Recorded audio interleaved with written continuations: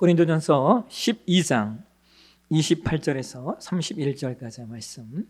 제가 가지고 있는 성경은 신약성경 279페이지입니다. 찾으셨습니까? 우리가 함께 한 목소리로 같이 봉독하겠습니다.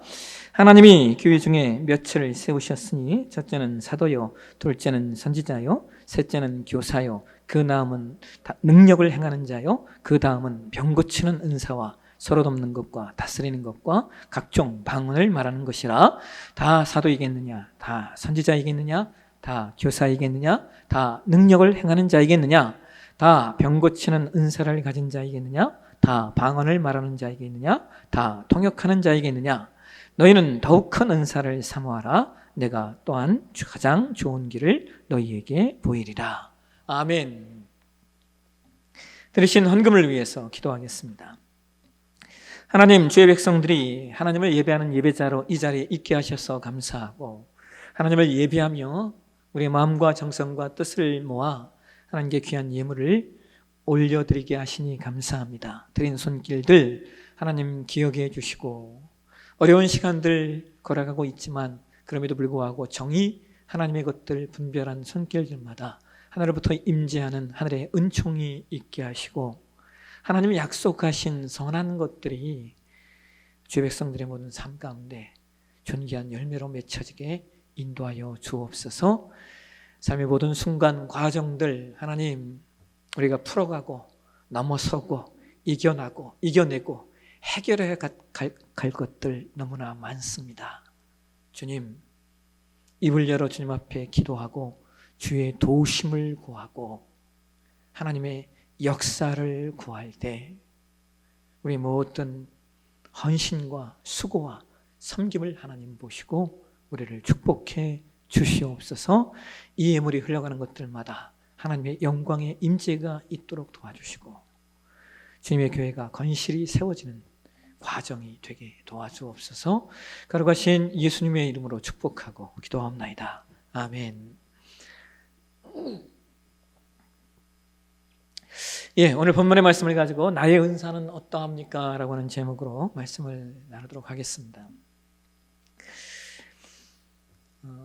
올해 제가 읽었던 글 가운데 최고의 문장을 하나 들려면 저는 주저하지 않고 이 문장을 뽑으려고 합니다.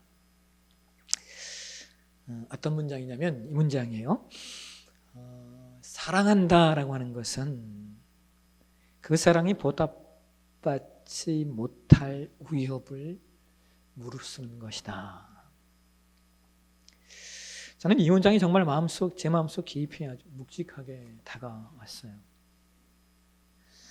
왜냐하면 우리가 아는 보편적인 사랑은 내가 사랑하면 그 사람도 그 사랑에 반응하여 나에게 내가 요구하는 어떤 것을 해주어야 하기 때문입니다. 이런 것을 우리가 give and take라고 이야기하죠. 여러분, give and take는 주고받는 것은 나쁜 것이 아닙니다. 나쁜 것은 안 주면서 받으려고 하고 또는 아주 적게 주고 아주 많이 받으려고 하는 것이 나쁜 것이지, 줌으로 인하여 적절하게 받는 것들은 자연적인 이치입니다. 이러한 면을 성경은 갈라디아서 3장 6절에서 이렇게 말합니다. 스스로 속이지 말라. 하나님은 업신여김을 받지 아니하시나니 사람이 무엇으로 심는지 그대로 거두리라. 하나님께서 우주 만물을 이끌어 가시는 가장 기본적인 원리 가운데 하나가 바로 심은 대로 거두는 법칙이에요. 물론 모든 것이 다 심은 대로 거두게 되는 것은 아니에요. 모든 것이 다 심은 대로 거두는 것은 아니다라고 하는 내용이 가장 대표적인 것은 구원입니다. 그래서 우리는 구원을 은혜라고 말하는 것입니다. 그러나 그럼에도 불구하고 우주 만물의 그리고 인간사의 가장 기본 원리는 심은 대로 거두게 하시는 것이 하나님이 만물을 이끌어 가시는, 만물을 운용해 가시는 가장 기본적인 원칙이 됩니다. 그런데 문제는 아까도 말씀드렸듯이 인간은 절대로 심은 대로 거두길 원하지 않는다는 거예요.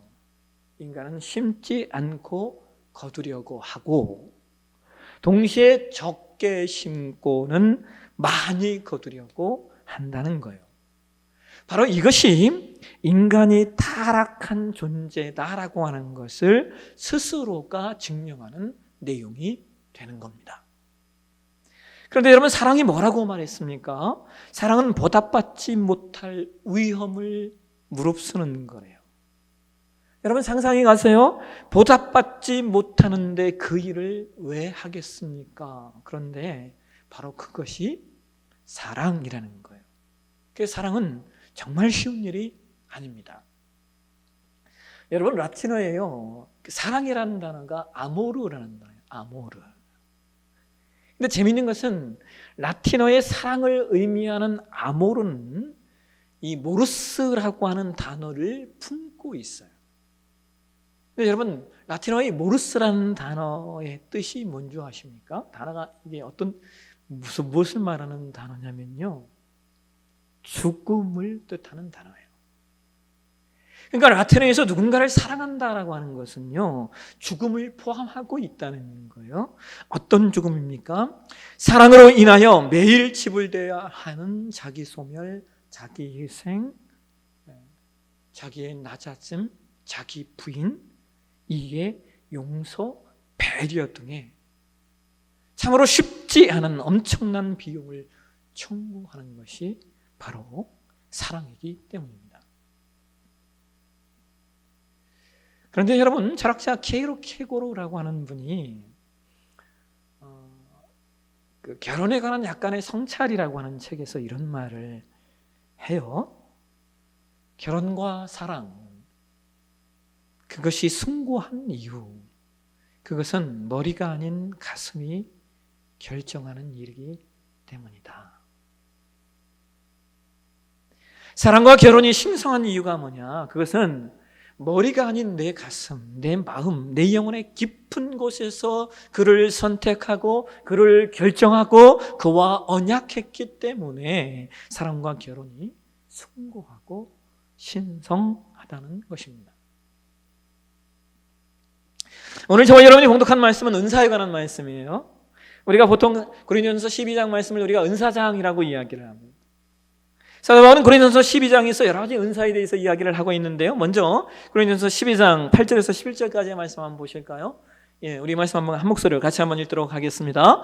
어떤 사람에게는 성령으로 말미암아 지혜의 말씀을, 어떤 사람에게는 성령을 따라 지식의 말씀을, 다른 사람에게는 같은 성령으로 믿음을, 어떤 사람에게는 한 성령으로 병 고치는 은사를, 어떤 사람에게는 능력 행함을, 어떤 사람에게는 예언함을, 어떤 사람에게는 영들 분별함을, 다른 사람에게는 각종 방언 말함을, 어떤 사람들에게는 방언들 통역함을 주시나니 이 모든 일은 같은 한 성령이 행하사 그의 뜻대로 각 사람에게 나눠 주시는 것이니라. 여러분, 고린도전서 12장 8절에서 11절 사이에는 9가지 은사가 등장하는데요. 그러나 그럼에도 불구하고 이 말씀 속에 가장 많이 등장하는 표현 가운데 하나는 성령이라고 하는 단어예요. 그러니까 은사는 누가 주시는 것이냐? 기본적으로 성령께서, 성령 하나님께서 우리에게 그의 성령 하나님의 필요와 하나님의 원하시는 일들을 이루어가시기 위한 내용으로서 우리에게 주시는 거예요. 고린도전서 12장 8절과 11절 사이에는 9가지 은사가 등장해요. 좀 하나하나 간단하게 좀 말씀을 좀 드리면요. 먼저 지혜의 말씀과 지식의 말씀이라고 하는 은사가 등장을 하죠. 지혜의 말씀, 지식의 말씀이라고 하는 은사는 우리가 한양원에 보게 되게 되면 로고스 소피아스, 로고스 그노세우스라고 하는 단어를 써요. 이 로고스라고 하는 말은요, 메시지 그리고 말씀을 가리키는 내용이거든요. 그래서 이 은사는 성령에 의해 계시된 하나님의 말씀을 잘 깨닫고 그 말씀에 대한 통찰력을 갖는 은사를 말하는 겁니다. 그래서 지식의 말씀, 지혜의 말씀은 말씀과 연관해서 주어지는 은사예요. 그 다음 따라오는 은사가 뭡니까? 믿음이라는 은사예요. 근데 여기 믿음이라고 하는 은사는 우리가 보편적으로 예수 그리스도를 믿는 그런 믿음을 이야기하는 것이 아니라 믿음은 그 이후에 주어지는 어떤 특별한 은사를, 믿음의 은사를 말하는 겁니다. 그러니까 예수를 믿는 과정에서 주어지는 은사, 어떤 그런 믿음을 이야기하는 것이 아니라 믿은 그 이후에 주어지는 은사로서의 믿음이라는 거예요. 이것을 야고보서 5장 15절에 성경이 이런 얘기를 합니다. 한번 보실까요? 야고보서 5장 15절. 믿음의 기도는 병든 자를 구원하리니 주께서 그를 일으키시리라. 혹시 죄를 범하였을지라도 사하심을 받으리라. 그러니까 이런 게 은사로서의 믿음인 겁니다. 그래서 여러분 병에서 고침받은 분들은요, 믿음의 은사가 임재할 수 있어요. 그 다음 따라오는 은사가 뭐예요? 병 고치는 은사예요. 병 고치는 은사. 여러분, 우리가 강력한 어떤 지도력이 있는 사람을 우리가 카리스마가 있다라고 이야기했어요. 은사라는 말이요, 카리스마라는 말이에요. 그래서 여기 병 고치는 은사에 보면, 원어에 보면 이 단어가 카리스마타 이아마톤이라고 하는 단어인데요. 이것은 누군가를 치료하는 시은유의 은사를 말하는 겁니다. 그 다음 따라오는 은사가 능력행함이라고 하는 은사예요. 능력행함. 여러분, 이 능력행함이라고 하는, 이 능력행함이라는 말을 우리가 헬라어 원어에 보게 되어지면요, 원어를 가지고 약간 직역을 하면 이게 무슨 뜻이냐면 기적의 일들이라는 뜻이에요. 그러니까 한국말로는 능력행함이라고 번역했지만 은사 가운데 기적의 일을 행하는 은사가 있다라고 하는 거예요. 예전에 하늘에 속한 사람이라고 하는 책이 있어요. 아주 오래된 책인데 그 책의 저자가 브라더 윈 형제라는 분인데요. 그 책에 그분이 이런 얘기를 해요. 중국에서 이제 기독교가 핍박을 당할 때 신앙생활을 할 때 그분이 이제 잡혀서 옥에 갇혔는데 음성이 일어나서 감옥을 나가라, 음성이 들리더라는 거예요. 이 사람이 그냥 그 음성에 그냥 순전히 일어나서 걸었는데 걸어 나가니까 감옥들이 열리기 시작하더라는 거예요. 마치 사도행전 16장에 바울과 실라가 감옥에 있다, 그 착고가 풀려진 것처럼 그런 역사가 일어났다라고 합니다.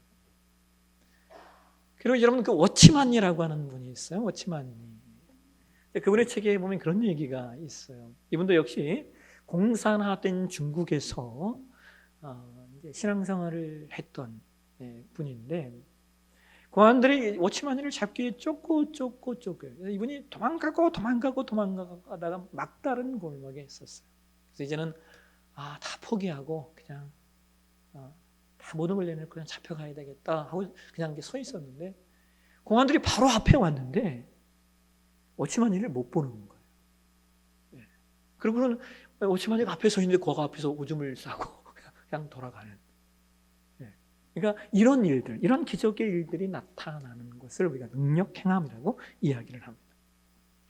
그 다음에 따라오는 은사가 예언이라는 은사예요. 예언.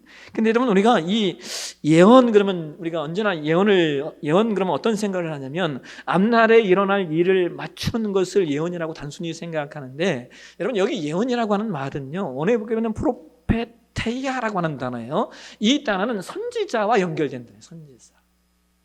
그러니까 무슨 말이냐? 예언하는 은사라고 하는 것은 선지자직과 연결되어져서 구약의 선지자들이 단순히 사람의 앞길을 예언하지 않잖아요. 물론 그런 일도 좀 간혹은 있습니다만 구약의 선지자들의 예언의 대부분은 민족적이고 국가적이고 세계적이에요. 그래서 여기 예언의 은사라고 하는 것은 바로 그런 차원의 것들을 이야기하는 겁니다. 그 다음에 영들 분별함이라는 은사가 있어요. 여러분, 예언이라는 은사 다음에 영들 분별함이라는 은사가 나오는 이유가 있어요. 왜냐하면 거짓 선지자들이 있기 때문인 거예요. 요한일서 4장 1절에 성경이 이런 얘기를 합니다. 요한일서 4장 1절 보실까요? 사랑하는 자들아, 영을 다 믿지 말고 오직 영들이 하나님께 속하였나 분별하라.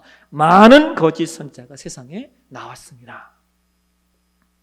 여러분, 이 시대에는 정말 이 은사가 저는 필요하다고 생각해요. 영들을 분별하는 거. 왜냐하면 양의 탈을 쓴 일이, 그 이단들이 얼마나 많이 지금은 횡행하는 이 시대이고, 또 여러분, 말세가 되면 사탄이 천사의 모습을 가장해서 나타난다고 말하잖아요. 그래서 이 시대는요, 정말 이것이 하나님께로부터 오는 것인지 아니면 악한 영으로부터 온 것인지를 분별해야 하는 영적 분별함의 은사가 특별히 필요합니다. 그 다음 나오는 은사가 방언의 은사예요. 자, 여러분 우리가 이 방언의 은사를 이해하실 때 중요한 내용이 하나 있어요. 뭐냐면 방언의 은사는 사도행전 2장의 마가의 다락방에 있었던 마가의 다락방에서 나타났던 방언으로 이해를 하시면 안 된다라고 하는 거예요. 잘 들으세요. 예전 개혁 성경에는 예전 개혁 한글판 성경에서는 사도행전 2장 4절을 다른 방언이라고 번역을 했었는데 지금 우리가 보는 개혁 개정판 성경에서는 뭐라고 번역해요? 다른 언어라고 번역을 합니다. 왜 그러냐면 사도행전 2장 4절 이하의 말씀들을 우리가 쭉 읽어보면 마가의 다락방 120문도가 성령의 충만함을 받고 말했던 방언, 그것은요 다른 언어예요. 이게 무슨 말이냐? 사람이 알아들을 수 있는 말이었다는 거예요. 그런데 그 말을 누가 하는 거예요? 갈릴리 사람들이 하는 거예요. 이스라엘 사람들이 하는 거예요. 근데 그들이 하는 말을 누가 알아들은 거예요? 먼 나라, 먼 족속의 사람들이 왔다가 그 말을 알아듣고는 말하는 거예요. 이 사람들이 어떻게 우리말을 하지? 이 사람들은 갈릴리 유대인인데 라고 이야기하는 겁니다. 그래서 사도행전 2장에 말하는 이 방언, 이것은 언어예요. 언어. 자, 그러면 하나님께서 왜 이런 이 성령 세례의 사건을 언어로서 사람들이 알아들을 수 있는 언어로서 우리에게 보여주셨냐? 여러분 사도행전 2장의 성령 세례의 사건은요 예수 그리스도께서 이 땅에 오심의 사건과 비견되는 사건이에요. 이 무슨 말이냐? 예수님이 이 땅에 오셔서 십자가를 지시고 죽으시고 부활하시고 그 다음 승천하신 그 다음에 뭐가 오는 거예요? 성령의 내주의 역사가 있음으로 말미암아 이제는 온 민족과 온 열방 가운데 복음을 전파해야 된다라고 하는 것을 알려주시기 위해서 성령의 세례가 임하였을 때 각 민족의 언어와 각 민족의 말로 그 역사들을 보여주시는 겁니다. 그런데 오늘 고린도전서 12장의 방언은 단순히 다른 언어로서의 방언이 아니에요. 왜냐하면 각종 방언 말함이 원어에 각종 방언 말함이라고 하는 내용을 우리가 원어에 보면요 게네글로손이라고 하는 단어인데 이거는 여러 종류를 말해요. 종류. 그러니까 여기 방언은 각 민족들이 쓰는 언어뿐만 아니라 인간의 이성으로 이해할 수 없는 언어인 방언을 포함하고 있어요. 이게 은사로서의 방언이에요. 그리고 그렇기 때문에 그 다음에 어떤 은사가 따라오는 겁니까? 방언, 통역함이라고 하는 은사가 따라오는 겁니다. 인간의 언어로 나타나는 방언도 있지만 인간의 이성으로 이해할 수 없는 그런 방언도 있기 때문에 방언을 통역해 주시는 은사가 있다는 거예요. 제가 신학교에 다닐 때 저하고 같이 공부했던 친구가 어머니가 어떤 방언을 받으셨냐면 이 권사님이셨는데 이분이 영어 방언을 받으셨어요. 여러분 기가 막히잖아요. 영어 방언을 영어로 받았다. 사람들이 얼마나 부러워했겠습니까? 근데 그 권사님은 영어를 모르기 때문에 그냥 방언을 하는데 이게 무슨 말인지는 모르는 거예요. 그 권사님이 기도하면 영어 좀 알아듣는 사람 옆에 앉아서 통역해 줍니다. 이런 기도 하셨어요 라고. 근데 그 친구가 저한테 그런 얘기 하더라고요. 참 하나님도 무심하시지 그런 은사를 나한테 주시지 왜 우리 어머니에게 주셨냐고 투덜대는 거예요. 들은 적이 있어요. 자, 그 다음에 오늘 우리가 봉독한 말씀에서의 은사를 한번 살펴보실까요? 고린도전서 12장 28절 한번 보시겠습니다. 고린도전서 12장 28절 같이 한번 읽겠습니다. 하나님이 교회 중에 몇을 세우셨으니 첫째는 사도요, 둘째는 선지자요, 셋째는 교사요, 그 다음 능력을 행하는 자요, 그 다음은 병 고치는 은사와 서로 돕는 것과 다스리는 것과 각종 방언을 말하는 것이라.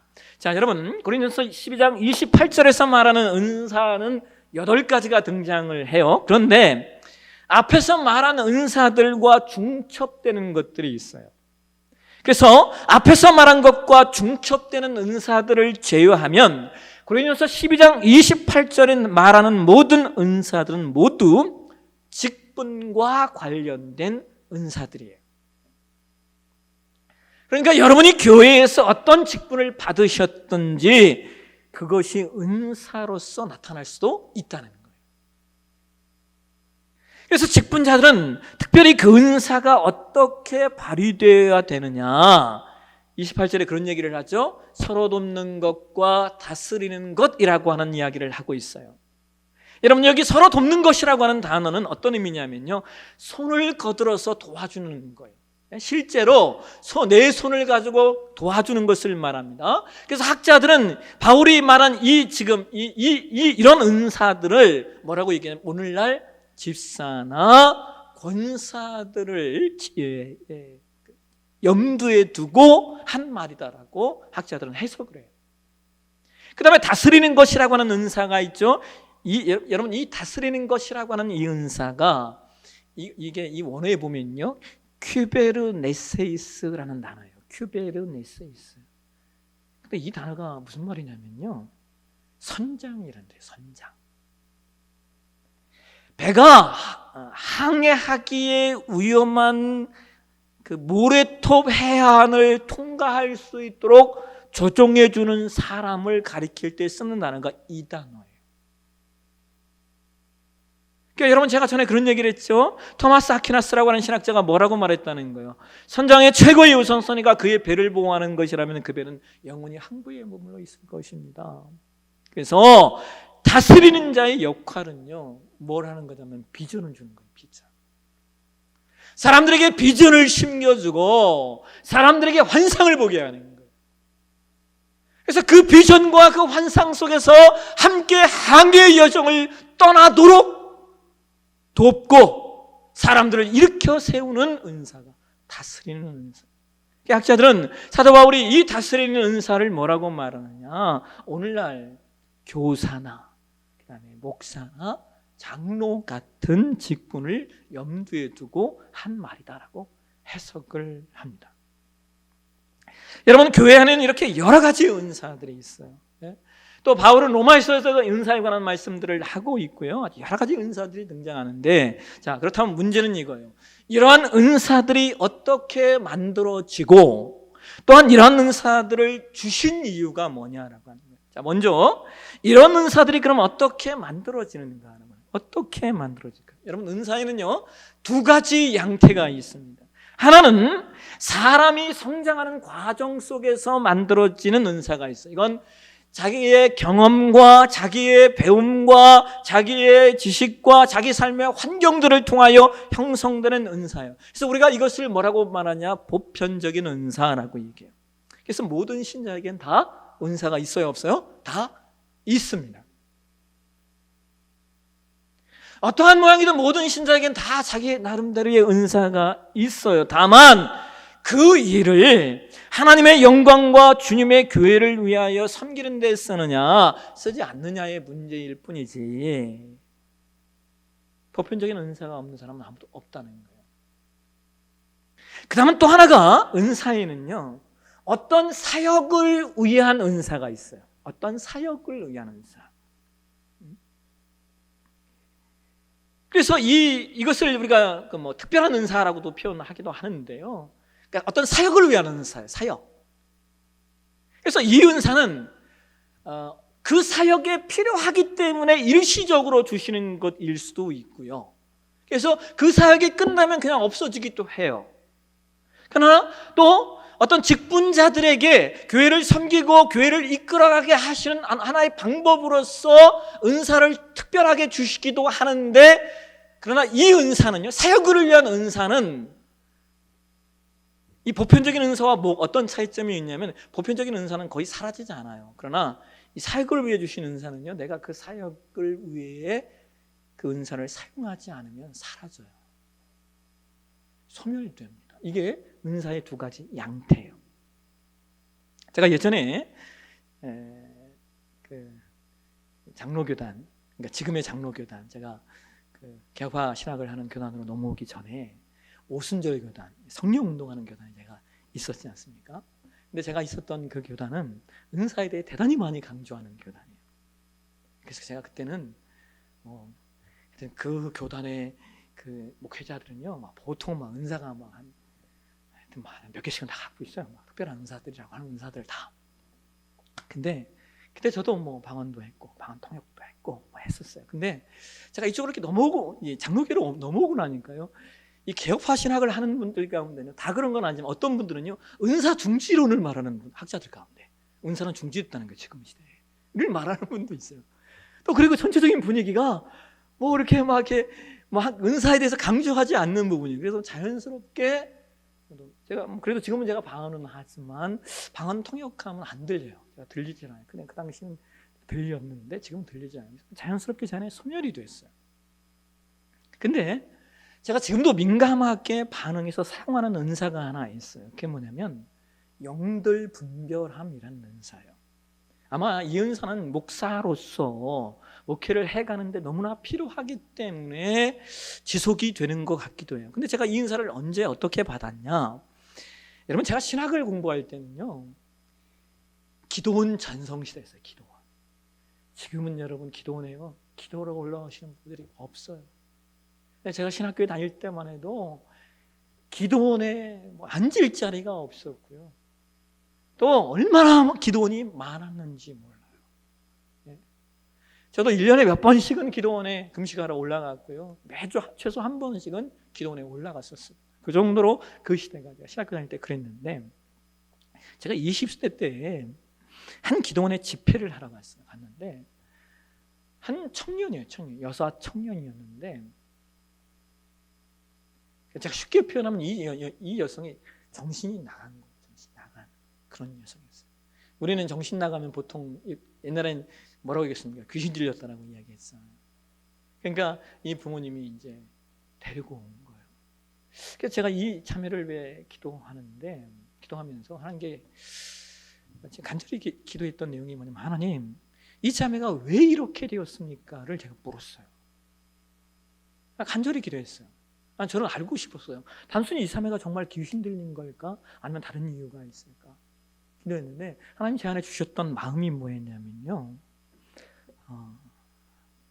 이 자매가 몹쓸 일을 당했다는 거예요. 제가 그 자매를 데리고 온 어머니에게 그랬어요. 따님이 아픔이 있네요. 당하지 않아야 될 일을 당했나요? 라고 말씀드렸더니 어머니가 펑펑 우신 거예요. 그냥 주저앉아서 펑펑 우시고, 그러면서 하시는 말씀이 삼촌에게 성폭행을 당했다는 거예요. 그러고 나서 이 여인이 정신이 나간 거예요. 그때 제가 기도도 해드리지만 제가 볼 땐 병원에도 가보셔야 될 것 같습니다 라고 말씀을 드렸어요. 어쨌든 제가 여러분 이 은사는 지금도 잘 활용해요. 그렇기 때문에 지금도 제 안에 지속되는 것 같아요. 여러분, 하나님께서 여러분에게 주신 사역을 위한 은사들이 있어요. 그리고 그것을 잘 활용하셔야 돼요. 보편적인 은사 외에 하나님이 여러분에게 사역을 위한 어떤 은사를 주신 것들이 있다면 그것들을 잘 활용해야 돼요. 그렇지 않으면 소멸되거나 걷어가셔요. 여러분 그렇지 않습니까? 쓰지도 않는데 뭐 하려고 놓아두겠어요. 그 다음 두 번째로, 하나님이 이렇게 우리에게 보편적인 은사이든 사역을 위한 은사이든 이런 것들을 그러면 주시는 이유가 무엇인가? 우리 함께 고린도전서 12장 7절 보실까요? 7절 같이 한번 현대어 말씀으로 읽겠습니다. 같이 한번 읽겠습니다. 성령께서는 교회의 전체의 유익을 위해서 우리 각 사람을 통하여 전능하신 하나님의 능력을 나타내 주십니다. 여러분 교회가 뭡니까? 교회는 건물이 아니라 성도가 교회예요. 성도가. 주의 이름으로 모여진 모든 성도가 교회라고요. 그래서 은사는 바로 그 교회된 성도 간에 서로 섬기고 돕고 서로 간에 유익이 되게 하시기 위해 주신 거예요. 그래서 여러분 이걸 우리가 거꾸로 말하면요, 교회의 유익이 되지 않으면 그건 은사가 아니라는 거예요.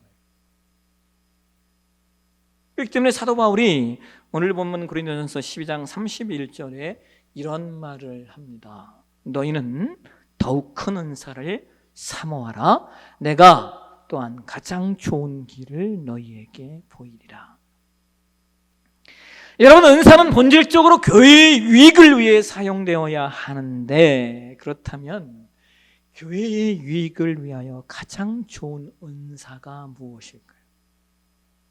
사도 바울이 더욱 큰 은사를 사모해라 라고 말하고 있는데, 우리가 더욱 사모해야 될 큰 은사, 가장 좋은 길이 뭐냐는 거예요. 여러분, 이 은사가 무엇일까요? 고린도전서 12장 31절에 이어서 바로 그 다음에 나오는 말씀이 뭡니까? 성경은 이렇게 말해요. 내가 사람의 방언과 천사의 말을 할지라도 사랑이 없으면 소리나는 구리와 울리는 꽹과리가 되고, 내가 예언하는 능력이 있어 모든 비밀과 모든 지식을 알고 또 산을 옮길 만한 모든 믿음이 있을지라도 사랑이 없으면 내가 아무것도 아니요. 내가 내게 있는 모든 것으로 구제하고 또 내 몸을 불사르게 내어줄지라도 사랑이 없으면 내게 아무 유익이 없느니라. 여러분, 우리는 고린도전서 13장을 사랑장이라고 말하죠. 그런데 사도 바울은 고린도전서 12장과 13장을 지금 연결해서 이야기하고 있는 거예요. 그래서 더욱 사모해야 할 은사, 더욱 큰 은사, 우리에게 가장 좋은 은사가 뭐냐? 바울은 그것을 사랑이라고 말하고 있는 겁니다. 여러분, 사도 바울이 고린도전서 13장 4절과 7절을 통하여서 사랑이 무엇인가에 대해서요, 여러분 고린도전서 13장 4절과 7절을 쭉 읽어보시면요, 바울이 15가지로 이야기를 해요. 사랑은 오래 참고 시작하면서 15가지의 내용을 이야기하거든요. 근데 여러분, 바울이 이야기하는 이 15가지의 내용은 모두 문법적으로 동사입니다.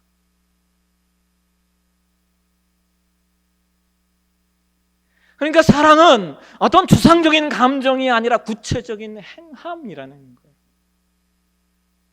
여러분, 우리가 마음으로 사랑하는 것, 여러분 이거 사랑 아니에요. 마음으로 사랑하는 건요, 그냥 연민이에요. 연민. 예? 사랑은 행동으로 나타나고 사랑으로, 행동으로 증명되어야 그게 사랑이에요. 여러분, 연민과 사랑을 오해하지 마십시오. 그래서 그 고대 이집트인들은요, 사랑하는 사람에게 청혼할 때 이렇게 말했다고요. 아주 멋진 말이라 제가 한번 인용을 좀 해보는데요, 이렇게 말했대요. 사랑은 함께 오랫동안 집을 지어가는 행위입니다. 예, 사랑은 함께 지어가는 과정이에요. 말씀을 맺겠습니다. 하나님은 우리 모두에게 은사를 주셨어요. 하나님은 때로 우리에게 사역을 위해 필요한 은사도 주십니다. 그런데 그 모든 은사 중에 제일은 사랑입니다. 왜요? 사랑만큼 교회에 유익한 것이 또 없기 때문입니다. 이번 한 주간 저와 여러분의 삶이 사도 바울이 말하고 있는 가장 좋은 은사, 가장 큰 은사, 가장 좋은 길이 발휘되어지는, 증거되어지는 한 주간 되시길 주의 이름으로 축원합니다. 기도하겠습니다. 하나님 감사합니다. 나의 은사는 어떠한지, 그리고 내가 세워가야 할 은사가 무엇인지 나로 말미암아 놓치지 않게 하여 주옵소서. 거룩하신 예수님의 이름으로 기도하옵나이다. 아멘.